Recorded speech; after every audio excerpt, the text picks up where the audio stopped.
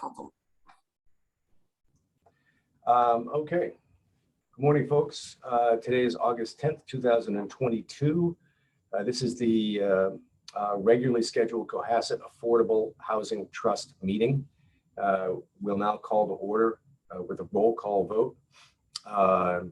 Cindy Matheson. Cindy, you're muted. Still muted. Cindy Matheson, aye. Okay. Tom Mead, you're muted as well. There you go. Tom Mead, present. Okay. Rob Henry. Rob Henry here. David Pfeiffer. David Pfeiffer here. Okay, and Steve Gomer here. Opening item on the agenda is public comment for items not on the agenda. And do we have anybody, Lauren, open for public comment? Unless anyone is going to indicate anything right now, there's nothing. We don't have any comments or chats. Super.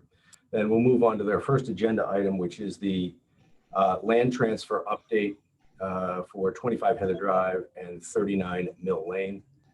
The status of the transfer is that there really isn't any at the moment. The selectmen have opted to table the transfer as of last night's meeting. And that's it. Okay.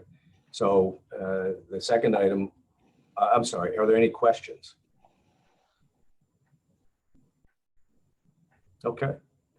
The second item. Right. Mr. Gomer, Chairman, is that questions from the public or? You're the next next item on the agenda. Thank you so much.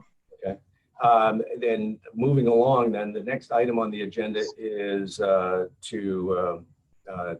communicate back with the neighbors, both from Heather Drive and from Mill Lane. So with that, we open the floor to the neighbors, which I notice here include Chris Davis, Olivia Plunkett, Kevin. I'm sorry, I don't see your last name, Lynn Monaco, and Christopher Barrett. So Mr. Davis had indicated that he wanted to go first, so go right ahead. Thank you, Mr. Chairman. So Chris Davis, Heather Drive. I know the meeting last night, people may be still digesting it. I think from our conversation with the select board last night, they wanted us, I think at this point, to come back and see if we couldn't get to a resolution or a concern stressed with the board. I thought it'd be just maybe helpful for tone setting purposes and maybe just clarify any kind of confusions on the record. Maybe I just say a couple things and get to kind of more what the point is. I think, the idea, I think there's a pathway to get to kind of a cooperative solution here to this problem. And I think it's clear. I just want to kind of get a few things straight. Like, this isn't a problem that we created as members of the community or from that perspective. I think there's been a general tenor with the select board, maybe some prior meetings here that somehow we're misdirected and what we're asking are unorganized or unreasonable. I can assure you that probably from an unorganized standpoint, I think that would be a bit of a miscalculation on the town's perspective, speaking both the select board and the Affordable Housing Trust and even others that I think where probably the problem lies here, the steering committee and work that was done. I guess the first point I wanted to make clear is we went to the select board last night to speak to the board, largely because this board asked us to do that. At the last meeting we had with you all in June, I think that the general comment has been that you really can't commit to anything with us or work with us because you don't control the property. We sent you a letter back in May. We still haven't heard about it officially. I think from your last board meeting, we got the general sense of what your response would be. But we agree. You don't have control of the property. The select board does, and more importantly, they have control of the decision. And with that decision to transfer, it comes some responsibilities. And I think that's where we don't really care who we work with, but we do want to get the issues resolved here. I think we've been, we are very organized. We've been very clear about what our ask is.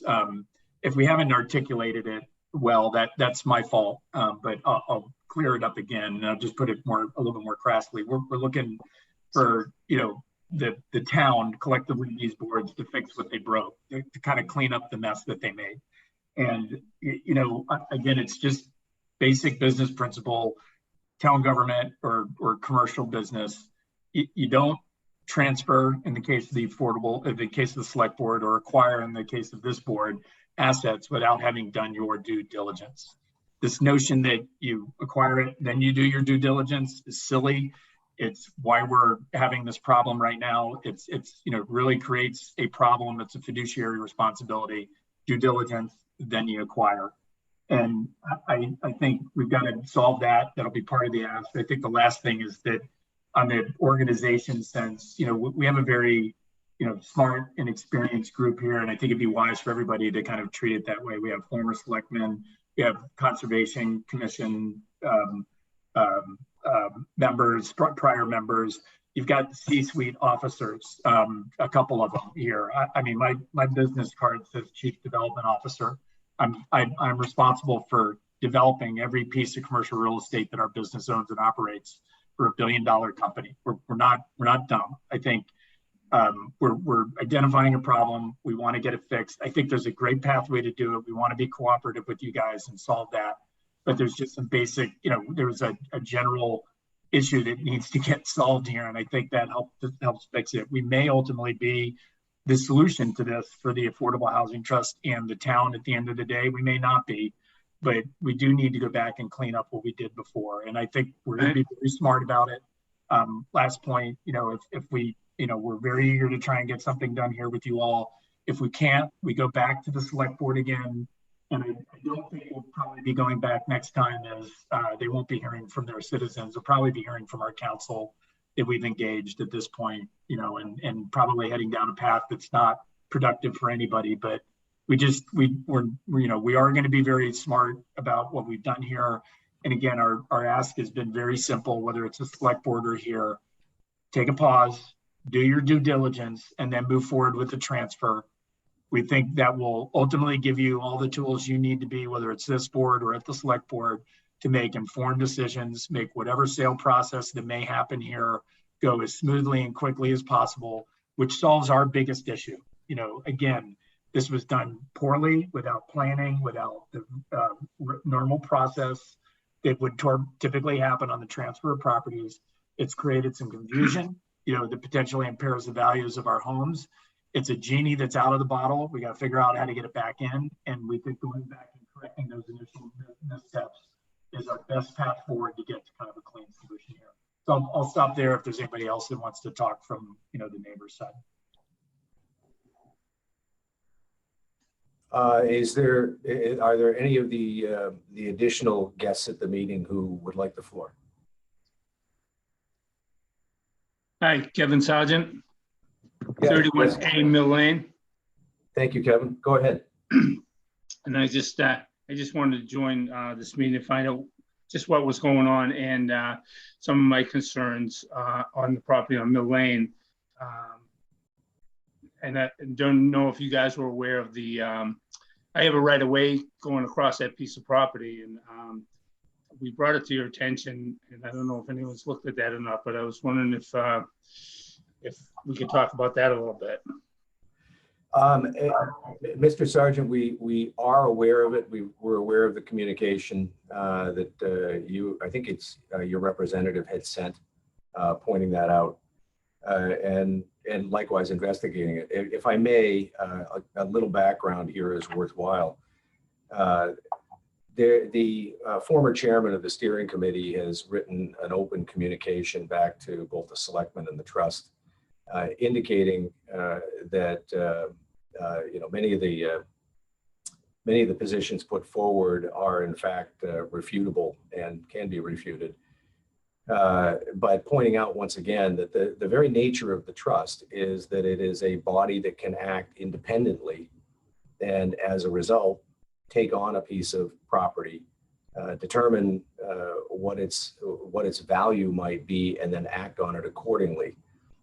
Whereas that is not the likelihood or general possibility of that ownership remaining in the town's hands. And so the long and the short of it, Kevin, is that there is right now nothing going on from the trust's end with respect to the Mill Lane parcel, or for that matter, for the Heather Drive parcel, because the trust doesn't own it. While it's been directed by a vote of the town meeting to be transferred to the trust, that hasn't been done. So in both Mr. Davis's commentary and your question, I can tell you that from the trust standpoint, nothing is going on. All And right. that's as candid as I know how to be. We're quite happy to engage in conversation about any of these items. I'd had a separate conversation with Mr. Davis prior and pointed out that the trust can't act on any of this without ownership, although we can discuss things that we might think are evaluative and possibly beneficial to abutters. There's nothing that we can do without ownership. And then just as importantly, we'd be pretty foolish to start talking about specific conditions for sale, development, disposition, openly in a way that would in any way diminish the value of those properties. And I would imagine with you as an abutter and concerned with a right of way that you have across the property, the last thing you want is diminished value to go with it. Right. So that we had originally hoped that at this point we could share communication with both groups, responsive to a letter that had been sent by the Heather Drive folks. And we still are intending to do that after a vote of that communication later in this meeting. But there's nothing that we can negotiate at the moment. There's nothing that we can talk about. Again, because ultimately we're the entity that can act, but we can't act without ownership. Understood. Yep. Okay. Right. One more thing, but okay, Donna. Hi. Wait a minute, hold on. Kevin, are you finished? Yes, thank you. Okay, thank you. Hi, I'm Donna Holland, Kevin's fiance. Hello, Donna. Hi. We had watched the YouTube of the meeting, the last meeting. Okay. We had tried to attend, but we were up in New Hampshire and had zero service. We completely understand that you cannot, speak to or act on something that you don't actually possess. That's completely understandable. But during that video, we, pulled from some of the conversations that you were in talks or trying to put together a deal to develop Mill Lane. And we understand that it's got to be, quietly done because you can't, upset the apple cart, totally understandable. But, it is certainly, as you stated, you understand our concerns about that parcel. So Donna, we do. I'd encourage, well, actually, I shouldn't say that. I'd like to go back and look at the YouTube video and the conversations to determine where that communication took place or that impression was cast. I can say unequivocally, we are not in any way, shape, form, or imagination actively pursuing development of that parcel or the Mill Lane parcel. Okay, thank you. Then my apologies. No, not an apology. I just want to make sure if you're getting an impression or there is a specific communication along those lines, it is an error. And Thanks. I don't recall the conversation, but I just want to make sure it's clear that we have no such activity taking place. Okay, thank you for clearing that up. It's kind of, we understand when you guys have to go into executive session to do certain things, completely understandable. But, as an abutter and someone who's involved in the situation, you try to almost read into what's going on because there's a lot of moving parts. So if there's any miscommunication, then I apologize, but that was what we had pulled from it. There are several. I see your hand up, Chris. Just a second. There are several reasons for going that you can use to go to apply to executive session. And one of them involves the negotiation for the value of real property. When exposing your negotiating position for that real property could affect its value. Right? Okay. I mean, think about it. If you were selling your home and you were actively talking with your realtor in front of the buyer Correct. about how you might position it for sale, that could certainly change what the buyer might offer for your home. Right. Right, And right. so that is one of the reasons that you can that a body, a public body, can go into an executive session. And in that case, that's where it is. And in our case, where that applies is the transfer of these parcels. Okay, Right. we in this case would be the recipient, and any conversations that we would have in executive session would be protected because those conversations could affect the value of the property. Okay, thank Okay. you. Sure. All right, Mr. Davis. So I just, maybe some of this is a conversation between executive session or public. I think a lot of this is all public. We understand that element of it. Am I understanding that, we've now been sent back to this board to have a conversation about, there may be some value in trying to separate these two so that when we talk about 25 Heather, we have a conversation about 25 Heather. And when we talk about 39 Mill, we have a conversation about 35 Mill separate on the topic. Maybe useful to do that. But I might be also hearing that the answer is you just don't want to talk to us until you own it, or you don't want to speak about what the process is moving forward here. And that's fine. That means that we just get bounced back. We're a ping pong ball at this point. Then to you guys, to the select board, we're back here. And I think I'm hearing you got to go back to the select board again. Is that what I'm understanding? Until you own the property or control it, you're not willing to engage in understanding what's been messed up to date. You're not willing to do the due diligence. You're not willing to have a conversation about what your process is for sale. We talked about it at prior meetings, but No, let me stop Yeah, right there because I just want to be clear. As full disclosure, Mr. Davis and I have had two extensive conversations about this Right. Offline and individually. I think I've accurately represented the position of the trust to Mr. Davis individually about this. But the very nature of our governmental structure defines what we can and cannot do. And as part of the original conversation that I'd had with you, Chris, I made the point that the direction for the selectmen is to transfer the asset. After that point, the trust can act in a fiduciary role in any manner it deems appropriate, in line with that fiduciary role, for the acquisition or disposition of the property, so long as it's aligned with the objectives of the trust. And as I'd said originally, we can't negotiate. For us to negotiate with the selectmen avoids our position as trustees and abdicates our fiduciary duty. So as a result of that, I could not remain present at the meeting last night. By the way, the very same communication was made with the chairman of the Board of Selectmen, and he recognized that, but chose to proceed with that conversation anyway.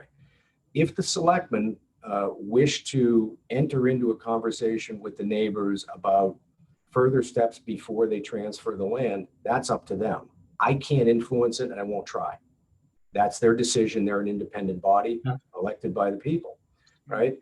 Our position is, and forgive me, but I couldn't send a letter out to you or to all of the neighbors prior to a vote of that letter by the trust.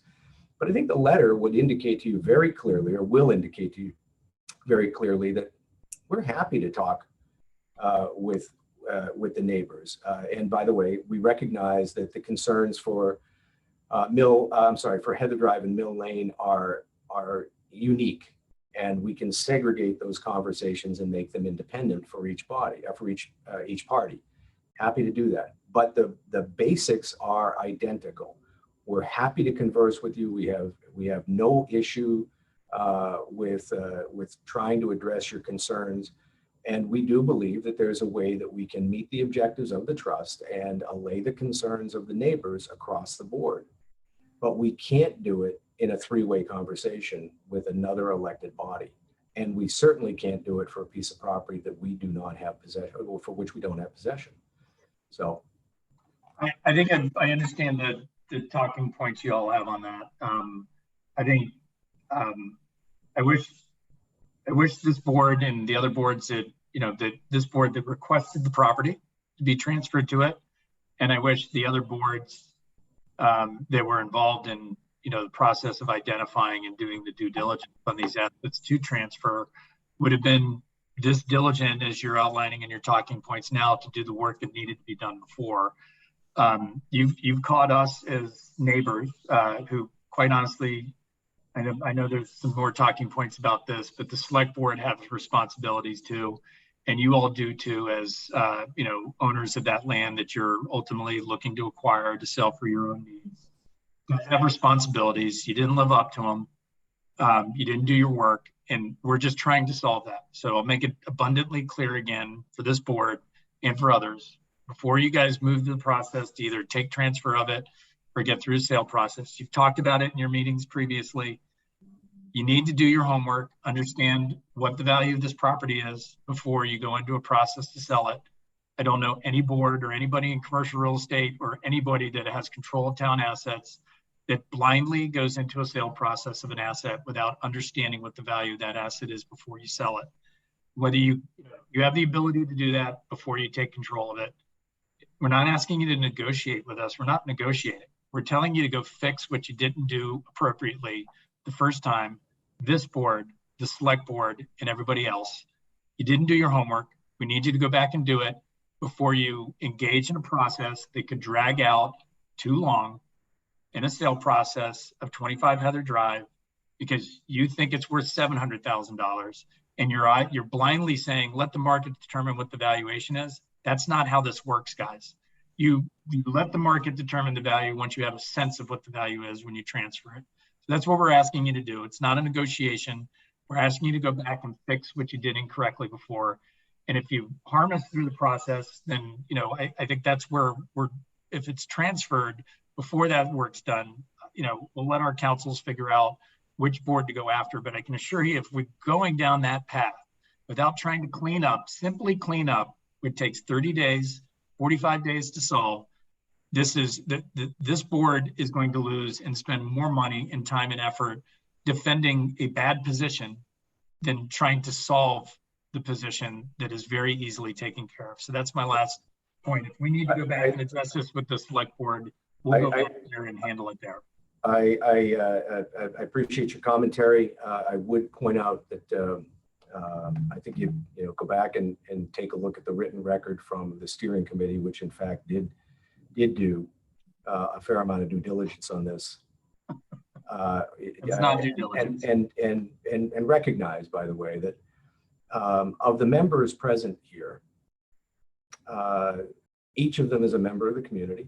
Each of them is a professional in their own right, and each of them volunteers their time. And while I recognize that, from your personal standpoint, it's entirely likely, in your view, that this body or others have not executed our duties appropriately, I'd say two things. Number one, recognize that in fact we are trying to carry out a mission, and we are confined. Well, actually, deeply confined by public meeting law and public law. And the second is that, frankly, you make some very good points, and we'd love to have you on the trust. So I look forward to your application. If there's anything further, please, I'd love to hear from you.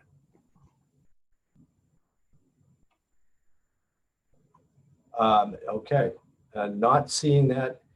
I thank the neighbors. I do agree, especially with personally agree with one item that Mr. Davis has brought forward, and that is that in the future we probably should endeavor to separate conversations between Heather Drive and Mill Lane abutters, neighbors, simply because they are, different pieces of property in different groups.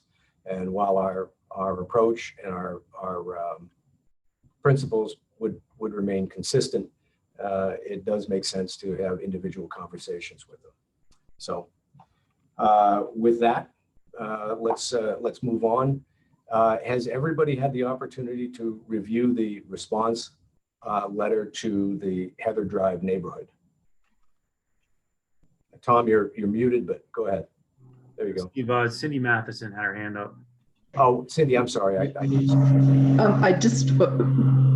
can understand going back to what I think it was Donna Holland and Kevin Sargent mentioned about rewatching the videos and connecting some things to our previous executive sessions. And I think it's easy to interpret things through our individual lenses, and that it would be important that if it's appropriate to mention that the executive sessions that we've been in had absolutely nothing to do with either Heather Drive or Mill Lane. Then it is consideration of separate property, just to clarify that potential source of misinformation. Okay. Thank you. Anything further? All right. Once again, I just asked the question of each of the trust members. Have you reviewed the response letter to the Heather Drive neighborhood? Okay. Are there any further comments?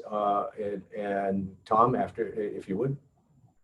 It seems to me it needs just sort of one, I don't know how we do this public meeting wise or whatever, but it seems to me that it needs one last round of edits. I can take that up with Cindy, and then we can maybe ask Lauren to circulate it for final comment. So I don't know that we can, I don't know the process. Like, do we really have to take a vote to approve a letter? Because I do think it needs one more round of edits, and I don't want it to go another month before it goes out. Well, I tell you, one of the things you can do is put together a motion that would allow the distribution of the letter after final comments on edits. If there is an objection by any given member with respect to those edits, then the letter doesn't go. I'll make the motion. Okay. And your motion is? Second. To distribute the letter to the Heather Drive neighbors, subject to one last round of review and edits by the board, to be coordinated through Lauren Lind. Okay. And Cindy Mara, you had your hand up and you're muted. Cindy, you're muted.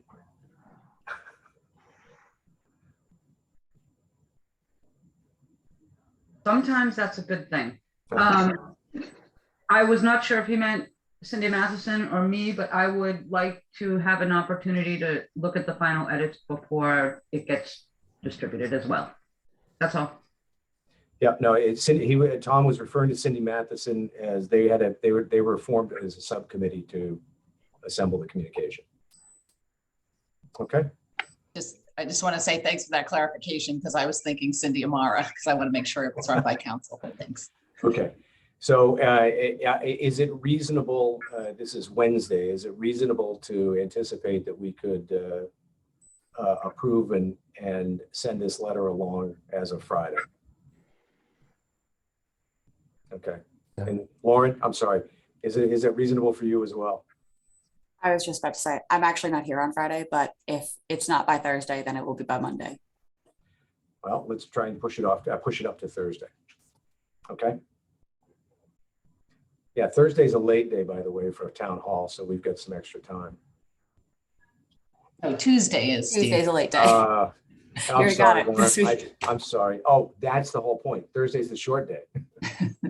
Friday's a short day. Whatever. Okay.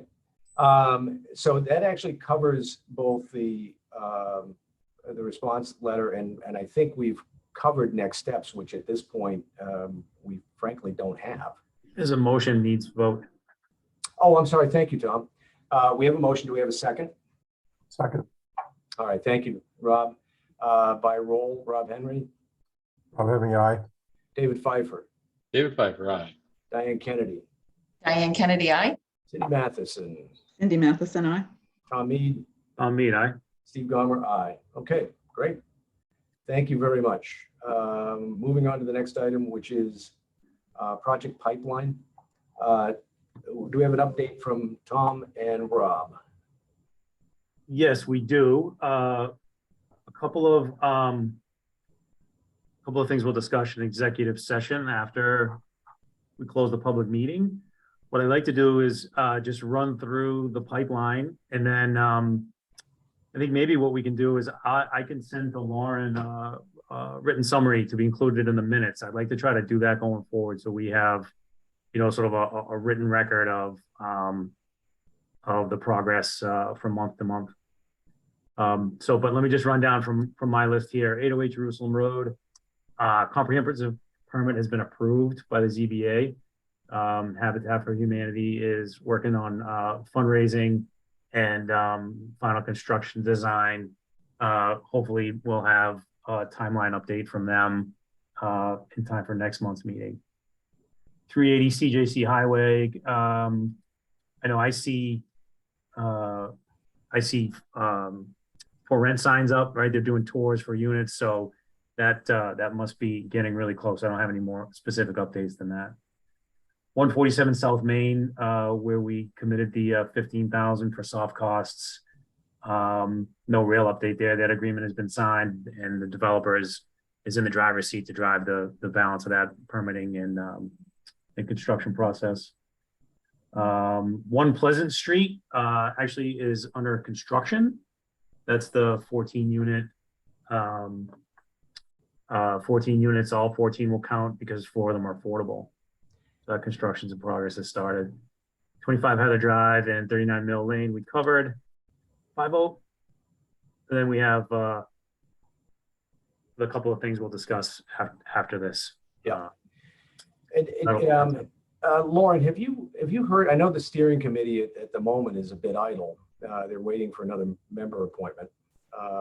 But have you heard from the existing group or the acting chairman?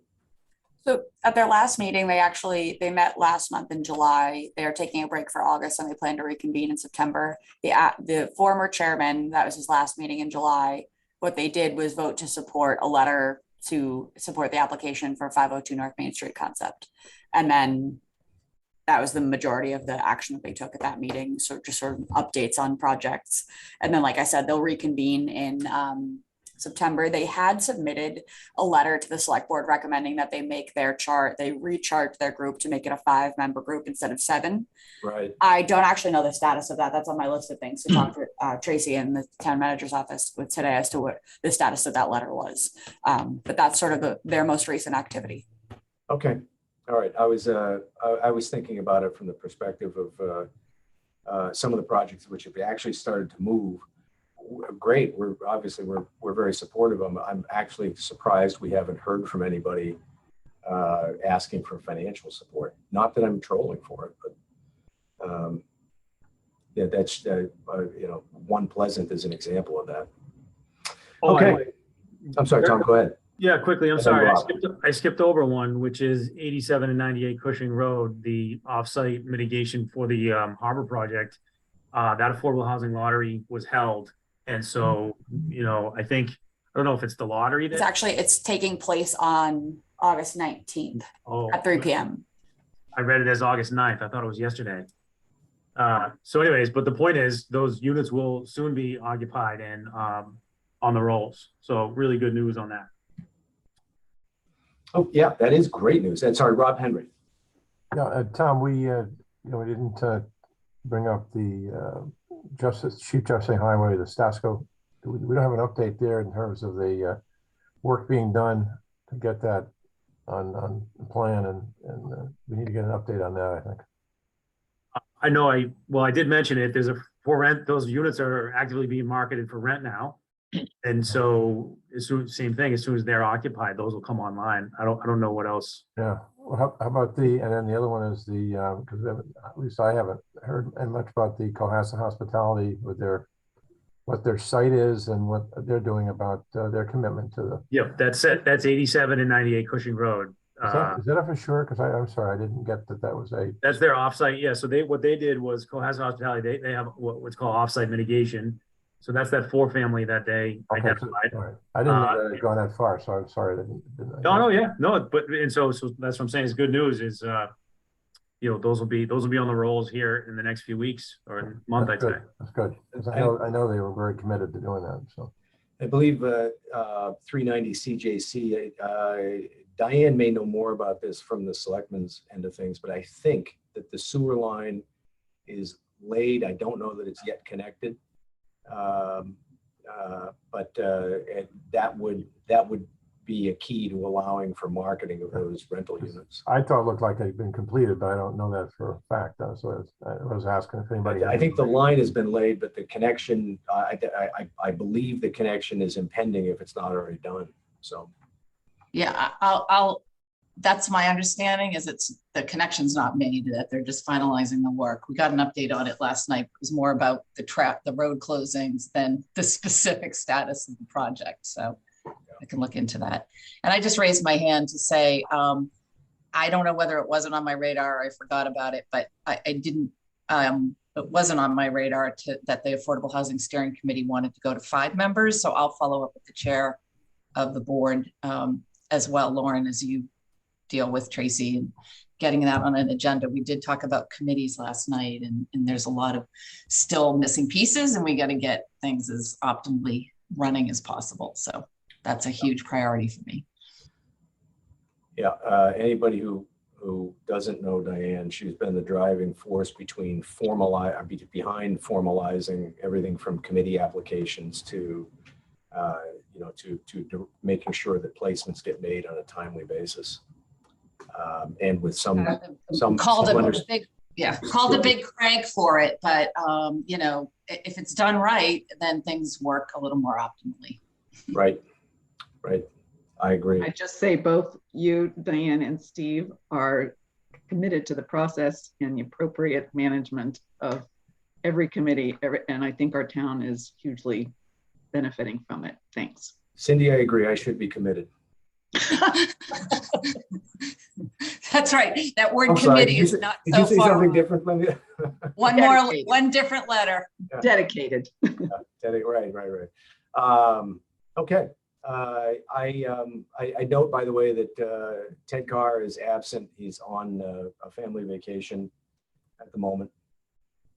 So handing off the communication plan to Cindy Matheson.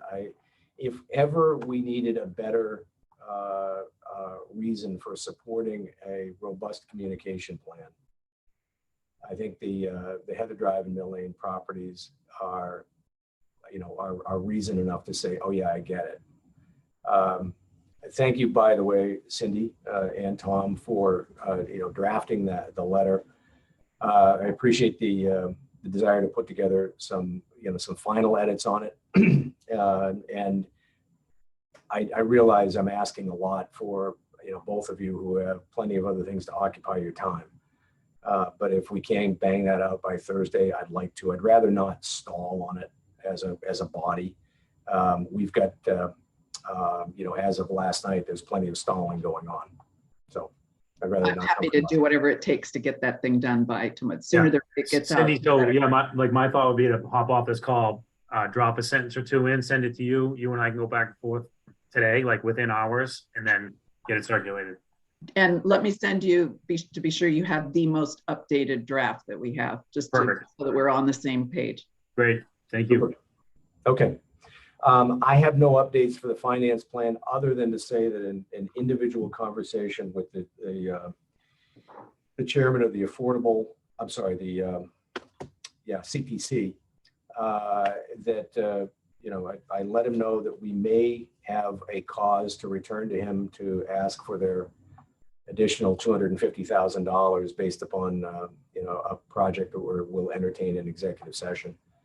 So he encouraged us to come forward if in fact there was something specific to bring it to apply the funds to. So That's all I have for a finance update at the moment. Cindy Matheson. Sorry, one quick question to Cindy O'Mara. Would you like me to copy you in the current latest draft, or would you rather just see the form after Tom has had a chance to review it? You can just send me the one that you and Tom have revised. Completed. Okay. All right. From the administrative stuff, our next meeting date, September 7th.